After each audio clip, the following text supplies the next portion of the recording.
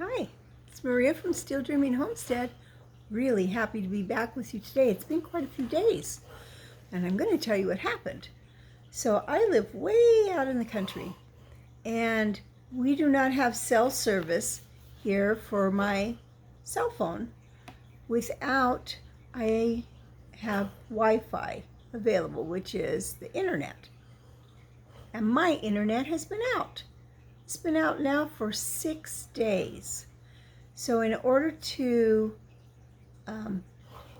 send out any videos, I have to head towards town. And that just hasn't been something that I have been doing, but I'm going to town today. So I want to make sure and get a story out today. We're continuing reading in our book, Escape Down the Raging Rapids by Lee Roddy. And we're on chapter 10. But I just want to remind you a little bit about what happened last time, because it's been quite a few days. Well, Odell came up missing. Did you remember that? And they did find him in a little hidden valley, but he is hurt. And he was one of the people who knew how to paddle these canoes, because, you know, Alfred and DJ, they just are very inexperienced. They don't know. And now Odell can't do it. But they've got to get going. For one thing, DJ has to get to the doctor because of that flea bite, just in case it's the bubonic plague. Well, this is what DJ said. I just have a feeling we're heading for mighty big troubles. Chapter 10. Trapped at Dead Man's Falls. The next morning, when the two rafts were loaded with all the gear securely stowed, Brad reassigned paddling positions. It was reasoned that Odell, with his broken leg, should be with Brad, Ray, Dr. Trotman, and Alfred. Brad didn't want to put the responsibility on Connie. Tony replaced Odell on the left bow of the second boat, opposite of DJ, while Tobin was placed behind her. DJ remained at the right bow position with Renee behind him. Connie stayed at the stern. DJ was greatly relieved to have Tobin opposite him instead of behind him, where he'd been when he knocked DJ overboard in the reversal. As they shoved off in the quiet water, Connie said, "As most of you know, there are self-bailing boats, but ours isn't one of them. We're going to hit some pretty rough water soon. We'll have to bail to keep the boat under control as we approach Dead Man's Falls. I'll tell you when to bail." Bail is, bailing out the water. DJ's mouth was soon dry with fear as the current quickly became swift. It was much rougher and more dangerous than anything they'd yet experienced. The boat bucked and plunged, sending the bow high and deep into the cold river. Countless gallons of water spilled into the raft. Connie called, "DJ, take a bucket and start bailing." DJ carefully placed his paddle inboard and grabbed a white plastic bucket. He bailed rapidly, but more water sloshed in than he could bail out. In growing concern, he watched the raft fill. This caused the bottom to sink and the sides to come in, making the raft sluggish and hard to handle. Connie yelled, "Tobin, help DJ!" Tobin reluctantly unclipped another bucket and joined DJ as he whispered, "You were lucky being rescued when you fell overboard." DJ thought for a moment about the wisdom of even replying. He said in a voice so low that nobody could Tobin could hear, "You know I didn't fall. You pushed me, but why?" "Just so you'd keep your mouth shut about what you saw at the cabin, that's why." DJ protested, "What cabin? Don't play dumb with me. You could have another accident. This time you might not be so lucky." DJ started to protest again that he didn't know anything about a cabin or why he should keep his mouth shut. But Connie interrupted. "Faster, boys, faster!" DJ and Tobin obeyed. Bailing in strained silence, gradually they made progress. The raft slowly emptied and regained its shape. When DJ figured they were about down to one more bucketful, he saw Tobin stiffen. "Listen!" Tobin cried.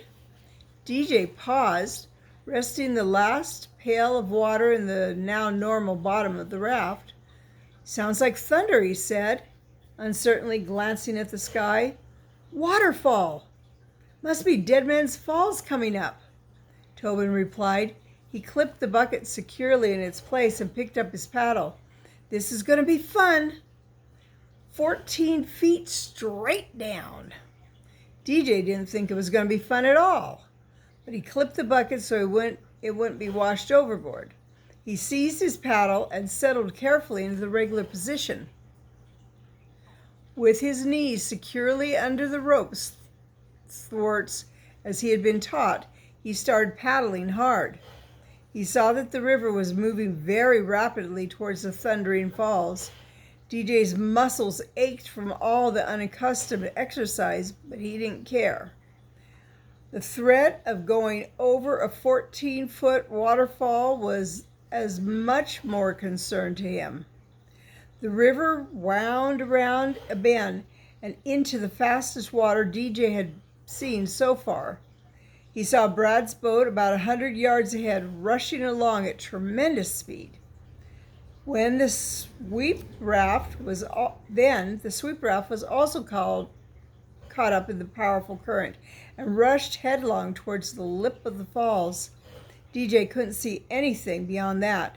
It was like coming to the end of the earth. He watched Brad's lead boat hit the top of the falls, then vanish. "Oh, Lord," DJ whispered as he wedged his knees more securely under the rope thwarts so there'd be less danger of being washed overboard. DJ tried to take his mind off the fearful sight rushing upon him by remembering Connie's explanation this morning. Below a vertical waterfall, all the water's going straight down below the surface. White, agitated, bubbly foam rises to the surface and floats upstream. That can hold a boat because there's no surface water to blast it downstream. But Dead Man's Fall isn't likely to do that to us. "I sure hope she's right," DJ told himself as the current swept the raft right to the brink of the thundering falls. The raft sailed out over the falls, seeming to hang for a moment in midair, then plummeted down. DJ felt his stomach lurch sickeningly. He had never fallen 14 feet before. He sucked in his breath and held it as the raft plunged downward in the heart-stopping fall. He couldn't see the water smacking him in the face. He couldn't hear anything except the deafening roar of the falls. The raft hit the whirlpool at the base of the falls with bone-jarring snap. DJ felt a little giddy from being jolted about in the foaming whirlpool. He regained his balance and saw Brad's boat shooting downstream with everybody in it whooping joyfully. DJ was eager to follow the lead raft downstream when the surface water blasted his raft free of the whirlpool's violent grip. But DJ's boat didn't shoot off down the river as the lead boat had. Instead, the second boat stuck hard against the invisible obstruction at the base of the falls. The raft bounced sideways and was caught by a monstrous white wave. The craft's bow shot into the air like a rearing horse. The boat flipped over so fast DJ lost his paddle. Everyone was thrown out. "Oh no, not again," his mind screamed. Then he plunged into the foaming, frothing pool with the waterfall crashing down in increasing roar. That afternoon, after church at Stony Ridge, Grandpa was sitting in the front porch, rocking gently and looking toward the east. The skies looked a little less smoky today. Firefighters seemed to be gaining on the distant blazes. Suddenly, Hero leapt up from his usual position of sitting in his haunches in the old man's side. Ow! The dog's mournful howl exploded so quickly the old man nearly dropped his Irish shillelagh. Hero's muzzle quivered as the unearthly sound poured out into a long, wavering cry. "Thunderation!" Grandpa cried, jumping up from the rocker. "Hero, don't do that no more. You're spooking me out of a year's growth." "Oh, boo!" the dog howled again. "Stop it, I said," Grandpa yelled. "What's got into you, Hero?" The dog didn't seem to hear. He took a fast breath and howled a third time. Grandpa felt goosebumps running all over his neck, shoulders, and arms. He raised his watery blue eyes from the dog to look towards the distant mountains. "Oh, Lord," Grandpa prayed, almost in a moan. "Oh, Lord, I know it's DJ and I can't lift a finger to help him or Alfred, so you please got to. Please, oh, please." In the wild whirlpool at the base of Deadman's Falls, DJ's life preserver popped him to the surface like a cork in a bathtub. He came up alongside the upside-down raft. He reached out and grabbed the taut lifeline that entirely circled the boat just above the waterline. A lifeline would be a rope attached, and you could grab onto that and hold on. He glanced around for the others. Connie was already climbing onto the boat from the other side. She still clutched her paddle, but the 4 crew members had lost theirs. Tobin seemed to leap from the phone. He spat water and coughed, reaching for a lifeline. Tony and Renee bobbled up together. They all scrambled onto the overturned raft as it bucked and bounced in an irregular circle. The force of the waterfall plunging down inches away forced the raft into a maddening spin in the center of the foaming pool. Connie called above the noise, "Everybody okay?" Her words were almost lost in the waterfall's thunder, but DJ joined everyone in nodding. Connie tried shouting again, but she couldn't be heard. She began using standard rafter hand signals. DJ understood she wanted everyone to use hands to steer the overturned raft towards the 4 paddles floating in the whirlpool. The boy leaned over the flipped raft and began stroking towards the nearest paddle. It took some time for DJ to recover all the paddles. This delay concerned DJ. Why couldn't our raft have stayed upright and gone downstream like Brad's? DJ thought. It was already out of sight. I can't afford to lose any more time. Oh well, we'll be right behind them in a couple minutes now. He was glad when Connie motioned for everyone to stroke towards the main stream. Shooting from the falls, DJ knew that the first they had to get free all this whirling water. Then they could go downstream to the quiet pool and right the raft, flip it over. The first efforts failed to break them free from the whirlpool at the base of the falls.